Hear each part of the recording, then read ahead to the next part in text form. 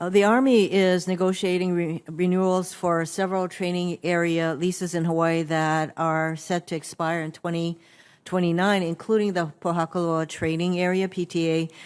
Secretary Wormuth, as you know, PTA is critical to ensure Army ground forces and Marine forces in Hawaii are adequately trained. However, these lands hold cultural significance to the Native Hawaiian community, and it is imperative that the Army conduct a respectful engagement with local community leaders, especially the Native Hawaiian population, to listen to their concerns. Secretary Wormuth, these training area leases are critical, as I just mentioned, and as was and is the case with the massive Red Hill fuel tank installation. The training lease issue is one that will require senior level involvement to ensure the community's concerns as well as the national security concerns are addressed. So as we have previously discussed, I would ask you and General McConville to personally place attention on this issue.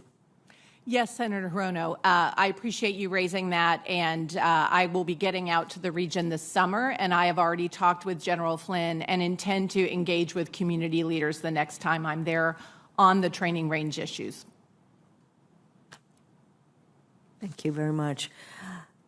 I can't begin to express how important Pohakuloa training area is going to be for our military. We agree. Secretary Wormuth and General McConville, last year Congress made historic changes to how the military handles sexual assault. And while those changes are in a step in the right direction, implementation in a timely manner will be important. I also remain concerned about how sexual harassment is being investigated and prosecuted, because there is no question that sexual harassment is also a scourge on the military, which is why I introduced the Sexual Harassment Independent Investigations and Prosecutions Act to solve this outside of the chain of command. Do you think, Secretary Wormuth, that moving sexual harassment investigations outside the decisions on prosecuting sexual harassment outside the chain of command would be another step in the right direction to restore trust in the system? Senator Hirono, I certainly think we need to restore trust in the system, and I think the changes that Congress has legislated already will help us with that. I would be certainly open to looking at what you are putting forward in your legislation. We've made a number of changes. I think it would be useful to see what are the results of the changes that we are now undertaking. But it is very important to me to restore trust with our soldiers and, frankly, with the American public. So I am open to looking at what more we might do. Because just as we remove sexual assault from the chain of command, I do see the sexual trauma in the military sexual trauma as a continuum, and I believe that a huge part of what happens in sexual trauma in the military is the issue of harassment. So for both of you, last Congress, this is for General McConville. The Army's Multi-Domain Task Force, MDTF, is focused on defeating an enemy's anti-access and area denial capabilities. And I believe the Army is planning to stand up additional MDTFs beyond the one at Joint Base Lewis McChord in Washington State. Is the Army still planning to stand up additional MDTFs, and if so, where?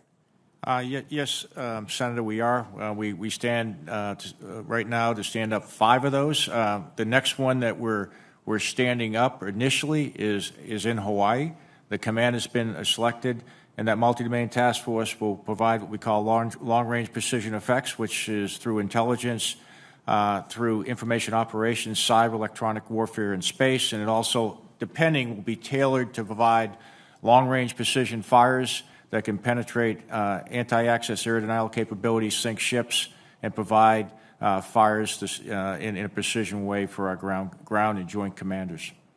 And what specific steps is the Army taking to ensure that the MDTFs can work closely with our allies and partners, because that will be an important aspect of what these task forces do?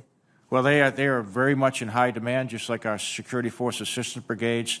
under General Flynn's leadership. He has them working very closely with our allies and partners, providing those capabilities, and we will continue to do that so they're an integral part of both the joint and the combined force.